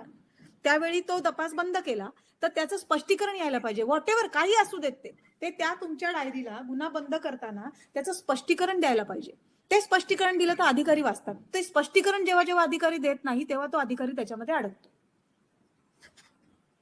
म्हणून तुम्ही ठरवायचं की ते गुन्हा दाखल किती महत्वाचा आहे, त्याच्यामध्ये काही पुरावा आहे की नाही, याच्यामध्ये फिर्याद दाखल होते की नाही. हे म्हणून तर हे काही commercial offences, medical negligence, family disputes हे किंवा करप्शन ऑफेन्सेस हे त्याच्यासाठी आहेत की तुम्ही आधी एन्क्वायरी करा. 498 असेल किंवा आणखीन कमर्शियल असेल, एन्क्वायरी करा. त्याच्यामध्ये तुम्हाला वाटलं तर फिर्याद दाखल होते, अदरवाईज नाही. पण न होताना त्याला तुम्हाला स्पष्टीकरण देणं गरजेचं 157 प्रमाणे. नंतर मॅडम 498A मध्ये सेक्शन 406 लावणे गरजेचे आहे का? नाही, जर 406 लावले तर घर जडती पंचनामा केला पाहिजे का? याबद्दल माहिती मिळेल. हो, आता 406 आणि 420 आता यात बऱ्याचदा 498 मध्ये काय असतं की सोनं नाणं असतं, ते घेतलेलं असतं. किंवा माझ्याकडे आता आम्ही आता मुंबईमध्ये कल्याणमध्ये पंचनामा करता येतो. 498 दाखल झाल्यानंतर झडती घेऊन पंचनामा केला आणि ते सोनं कोर्टात केस यायच्या आधी पोलिसांनी बाईच्या ताब्यात दिलं. कारण त्यांनी फिर्यादीत नाही म्हणलं होतं, पण ते जवळजवळ 2 कोटी रुपयाचं सोनं घरात होतं, ते त्याच्या कपाटातनं सापडलं. मग ते तपासात जेव्हा पुढे येतं तेव्हा पोलिसांना अधिकार आहे पंचनामा करून त्या गोष्टी त्यांना झडती घेऊन देण्याचा ह्याच्यामध्ये. आणि 406 म्हणजे बऱ्याचदा काय होतं, फसवणूक आहे. आता कशी फसवणूक आहे? ब्रीच ऑफ ट्रस्ट आहे. ब्रीच ऑफ ट्रस्ट म्हणजे काय, तर माझ्या विश्वासाला तडा गेला. मग तो कसा गेला? मग त्याच्यासाठी तुम्हाला काहीतरी ओरल व्हर्जनला सपोर्टिव्ह असणं गरजेचं आहे. मग एखादा चेक दिलेला असतो किंवा बँक थ्रू ट्रान्सफर असते किंवा आपण डावरी म्हणून, हुंडा म्हणून, कपडे खरेदी करायला म्हणून दिलेले पैसे असतात किंवा हे असं की सोनं असून नाही म्हणलेलं असतो किंवा लहान मुलांचा ताबा आहे. लहान मुलं त्यांच्या मुलं कधी कधी नवरे घेऊन पळून जातात आणि नाही येत आमच्याकडे म्हणतात. पण अशा परिस्थितीत जर 5 वर्षाच्या आत बाळ येतात, पोलिसांना अधिकार आहे ते नवऱ्याला पोलीस स्टेशनला बोलून घेऊन बाळा आईच्या ताब्यात देणं. सो 406 आणि 420 जर त्याच्यामध्ये तसा कंटेंट असेल, तसं डिपिक्ट होत असेल तर 406 आणि 420 लागतो. Madam please explain DV act section 31.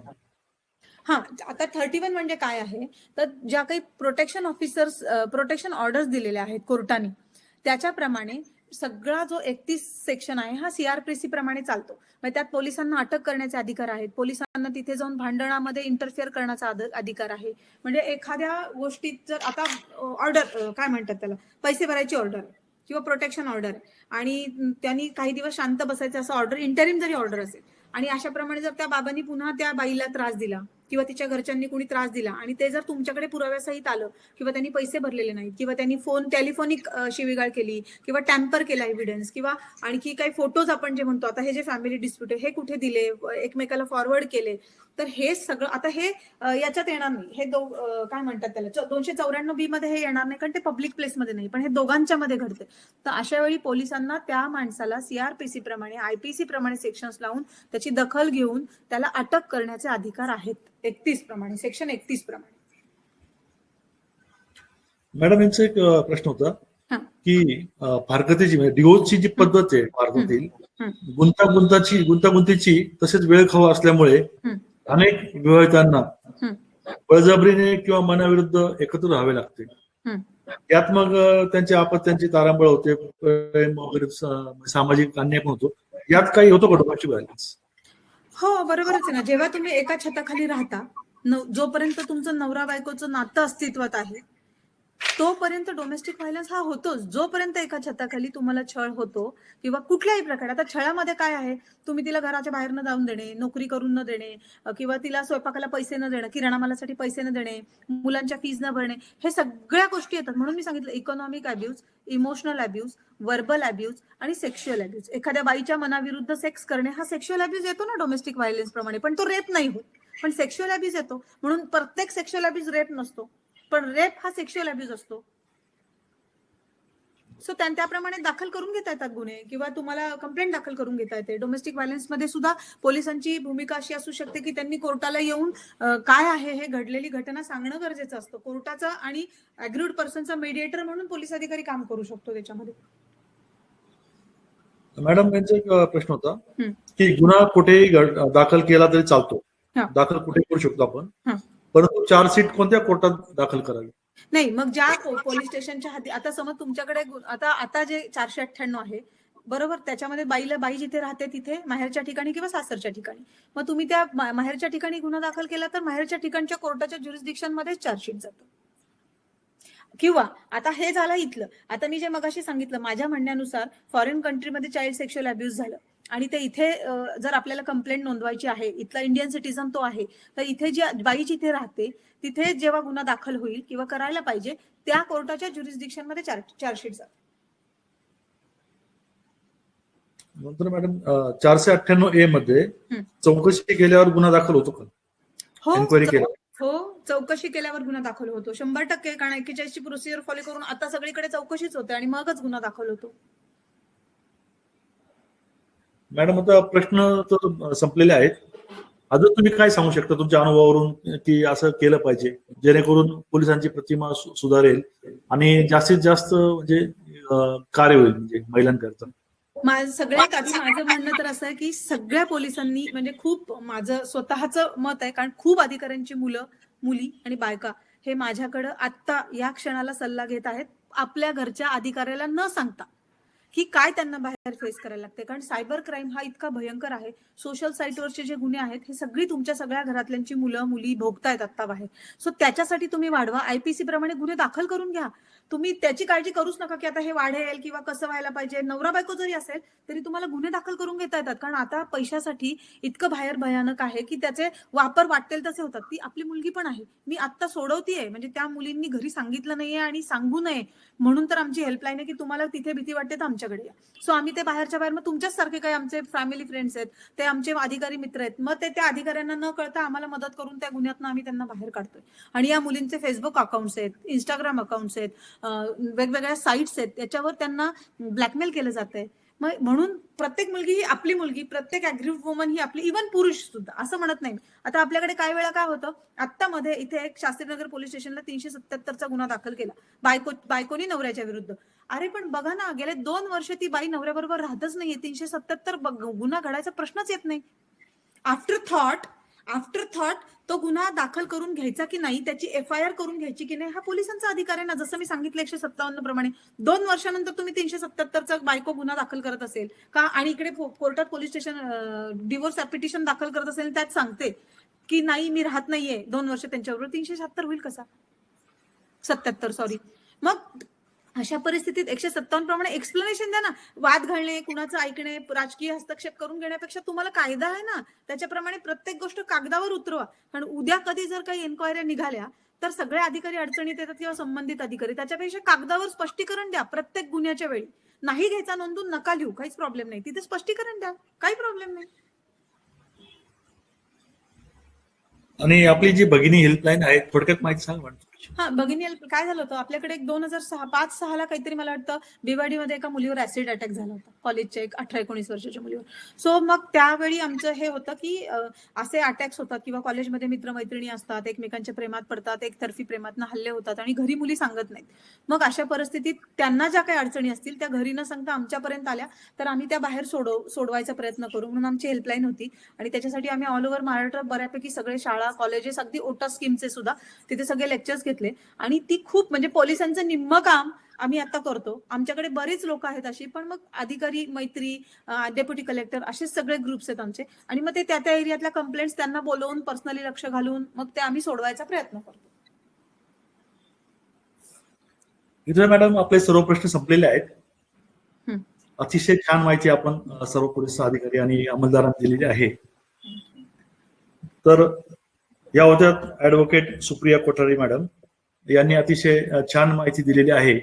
Me madam MPA Maharashtra police academy आणि research for police centre, research for police संशोधन केंद्रातर्फे आपले मनपूर्वक आभार मानतो.